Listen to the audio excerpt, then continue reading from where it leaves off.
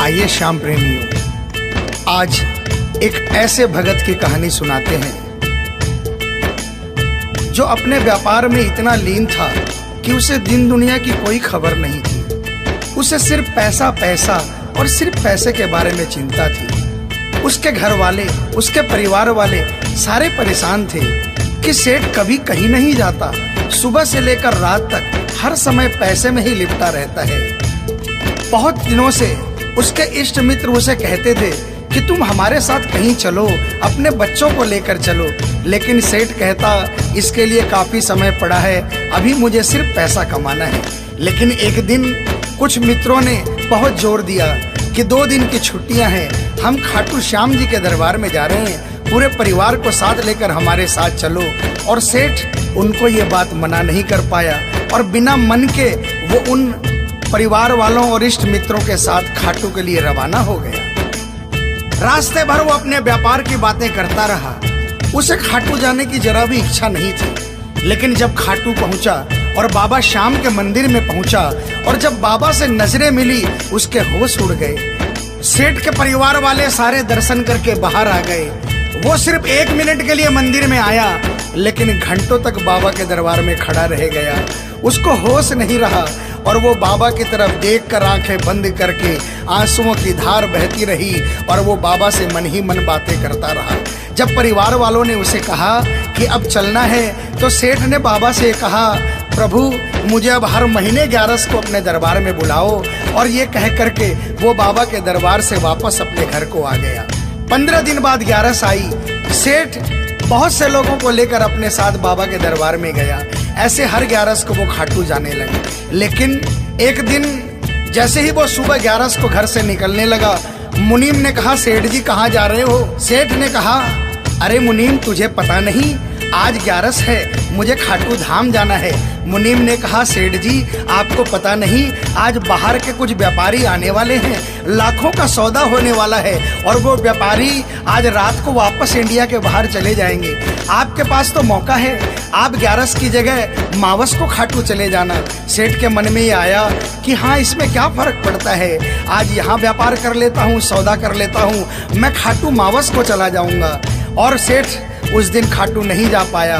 11 निकल गई, मावस आई, मावस को फिर कोई व्यापारी आ गया। उसके बाद फिर पूर्णिमा आई, फिर कोई व्यापारी आ गया और इसी तरह सेठ व्यापार में फिर उलझ गया। एक दिन रात को सेठ सोया तो उसके नींदों में उसे ऐसा आभास हुआ कि उसे कोई आवाज आ रही है और उसने बड़े ध्यान से सुना। उसे लगा खाटू वाले श्याम बाबा उसे कह रहे हैं, वाह रे सेठ, मैंने तो सोचा था कि मेरे दरबार में कोई बहुत बड़ा भूला भटका भगत आया है, लेकिन मुझे क्या पता था कि कोई भगत नहीं, एक सौदागर आया है और मुझसे सौदा करके चला गया। आज तू अपने घर में, अपने व्यापार में खूब खुश है, तू वहीं पर खुश रहे। और ऐसा कहकर वो आवाज बंद हो गई। सेठ की आंखें खुली, उसके मन में ग्लानि हो गई। उसने सोचा कि मैं आज ही खाटू धाम जाऊंगा और वो जैसे ही खाटू के लिए निकला, रास्ते में एक्सीडेंट हो गया। सेठ की दोनों टांगे रह गई। अब सेठ अपने पैरों पर खड़ा नहीं हो पाया और उसके मन की मन में ही रह गई। सेठ बहुत तड़पता रहा। एक दिन सेठ अपने घर के दरवाजे पर बैठा, आंसू बहा रहा कि मेरा बुलावा क्यों नहीं आ रहा, मैंने इतनी बड़ी गलती करी, मुझे बाबा के दरबार से इतनी दूरी क्यों हो गई। इतने में उसके घर के सामने से एक डाकिया निकला। सेठ ने डाकिया को आवाज लगाई और कहा, ए डाकिया, तुम तो कलकत्ता, दिल्ली, बम्बई भक्तों का संदेशा लेकर जाते हो, लोगों के चिट्ठियां पहुंचाते हो। आज मेरी एक चिट्ठी, मेरा एक संदेशा मेरे खाटू वाले श्याम बाबा के दरबार में क्या पहुंचा दोगे? डाकिया ने कहा, सेठ मैं तो आजकल खाली रहता हूँ, जब से इंटरनेट का जमाना आया है लोग ईमेल पर ही चैटिंग कर लेते हैं, बताओ तुम्हारा क्या संदेशा है और कहाँ पहुँचाना है। और ऐसे डाकिया ने सेठ से कहा और सेठ ने डाकिया से कहा।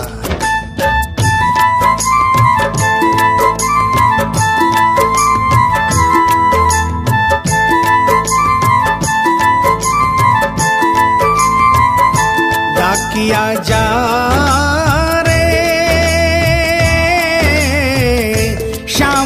संदेशो दीजे, शाम न जाए तो कह दीजे, भगत थार दर्शन न तरसे। डाकी डाकिया जा रे।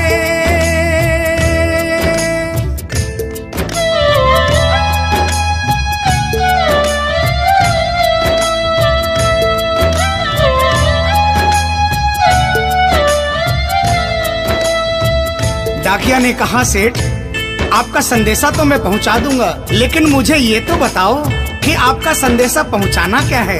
जहां मुझे संदेशा पहुंचाना है वहां का ठिकाना क्या है। और डाकिया ने कहा,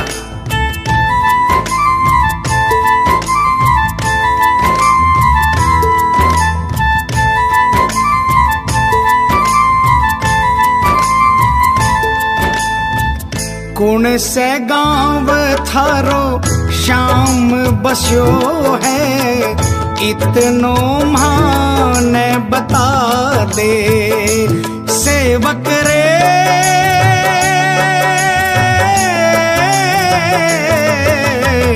घर तेरे पास है कोई निशानी, माने तू दिखला दे।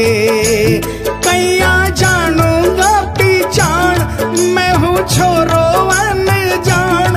कैया जानूंगा पहचान, मैं हूँ छोरो अनजान। कैया शाम शु होसी मिलन, डाकिया जा रे।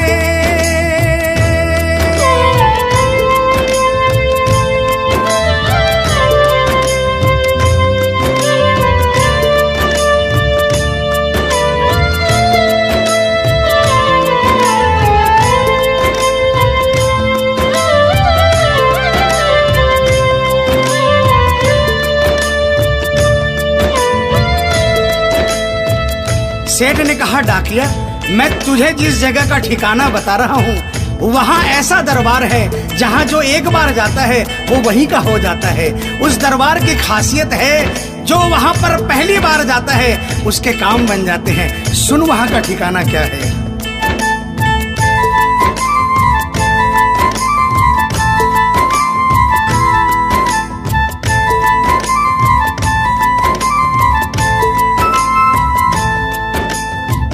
खाटू में है श्याम जी को मंदिर, शिखर ध्वजा लहरावे। डाकिया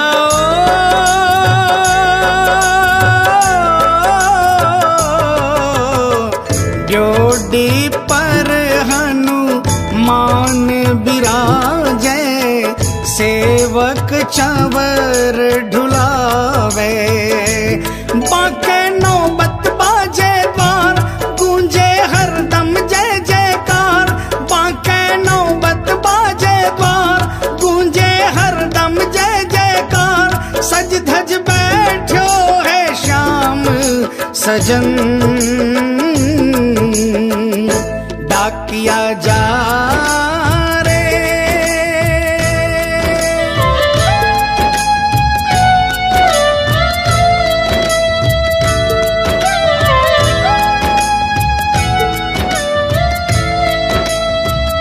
डाकिया सेठ जी के यहाँ से निकल जाता है और वो खाटू धाम के लिए प्रस्थान करता है। धीरे धीरे वो खाटू पहुँचता है और खाटू पहुंचकर बाबा के मंदिर का पता करता है और मंदिर के नीचे पहुंचकर वो पहले प्रणाम करता है और बाबा के मंदिर की 13 सीढ़ी चढ़ता है।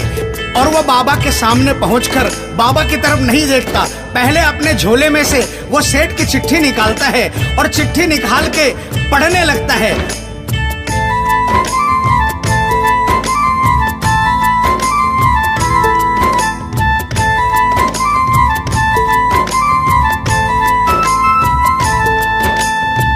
पहुँच गयो दरबार श्याम के, बोलन लाग्यो संदेशो। बाबा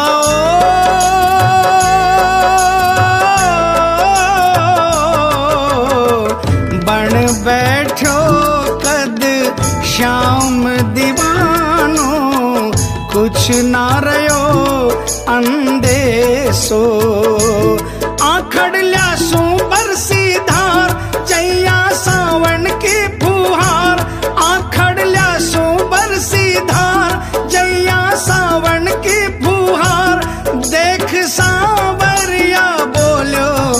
वचन, डाकिया जा रे।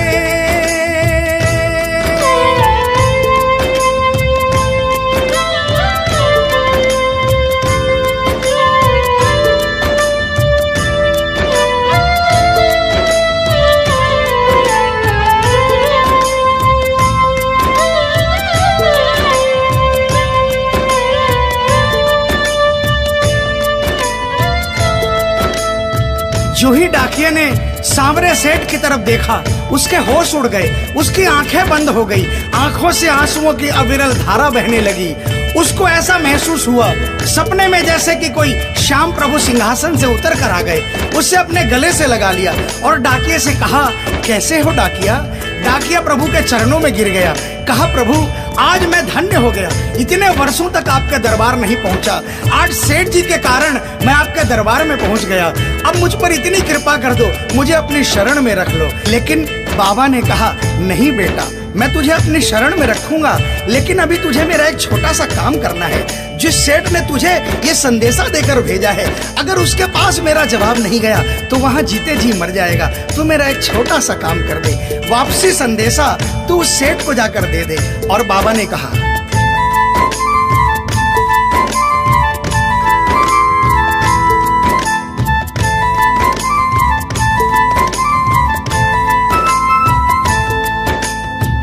कह दीजिए तू जाए सेवक ने तेरो बुलावो आसी।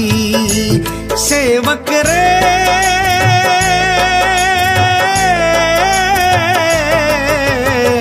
सबकी आस पुराऊं तो तू कैया रह पासी।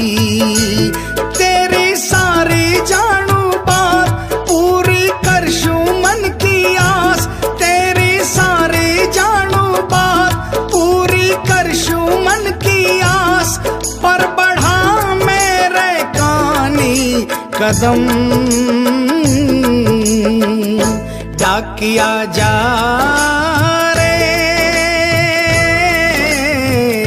संदेशो सेवक ने दीजे, सेवकिया राह तेरी निरखे। संदेशो सेवक ने दीजे, सेवकिया राह तेरी निरखे। सेवक संदेश ने तरसे डाकिया जा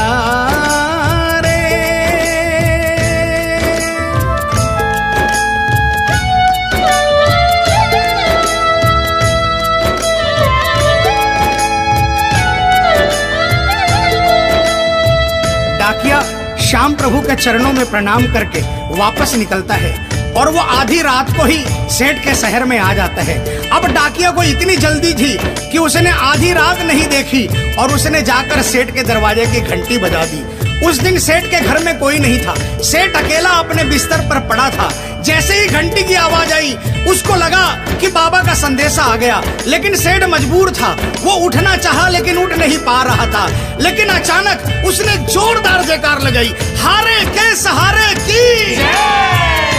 और जैसे ही आवाज आई सेठ के घर में करिश्मा हो गया। सेठ अपने पांव पर खड़ा हो गया, दौड़ कर गया और उसने जाकर दरवाजा खोला।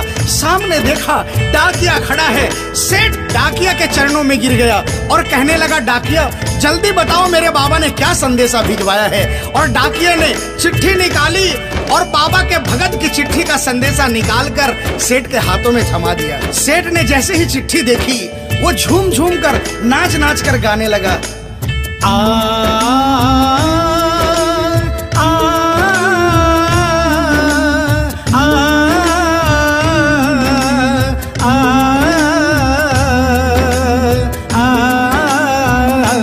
चिट्ठी आई है, चिट्ठी आई है, चिट्ठी आई है, चिट्ठी आई है, चिट्ठी आई है, खाटू से चिट्ठी आई है। बड़े दिनों के बाद मेरे श्याम धनी को आज, अरे बड़े दिनों के बाद मेरे श्याम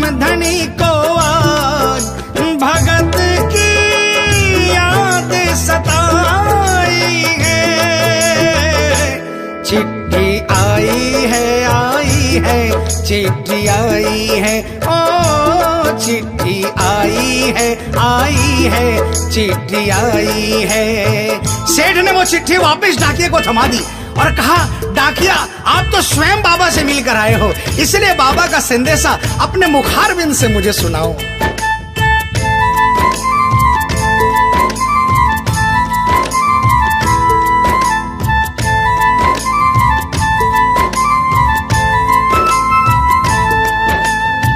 सुन संदेशो सांवरिये को, मनड़ो घणो हरसायो।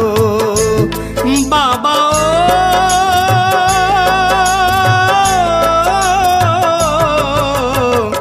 बंध गया पाँव में घूघरिया सा, मन को मोरियो गायो।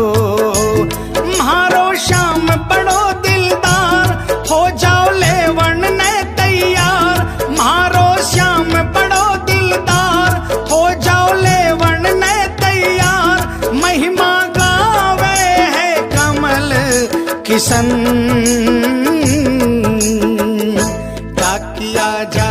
आप सभी श्याम प्रेमियों से जो कभी खाटू नहीं गए, जिन्होंने बाबा का नाम सुना है और जिन्होंने नहीं सुना, उन सबसे निवेदन, जो कभी खाटू नहीं गए वो एक बार हमारे बाबा श्याम के दरबार में पहुंचिए। ये वो दरबार है जहां हारे हुए को जीत मिलती है, जहां लोग हार कर आते हैं लेकिन हार कर वापस नहीं जाते, जहां हर हारे का सहारा होता है। चाहे कैसा भी कोई क्यों ना आता हो, बाबा श्याम हर आने वाले को गले लगाता है, उसको काम पूर्ण करता है और उसे खुशहाल करके अपने घर को भेजता है। बोल खाटू नरेश की, बोल हारे के सहारे की।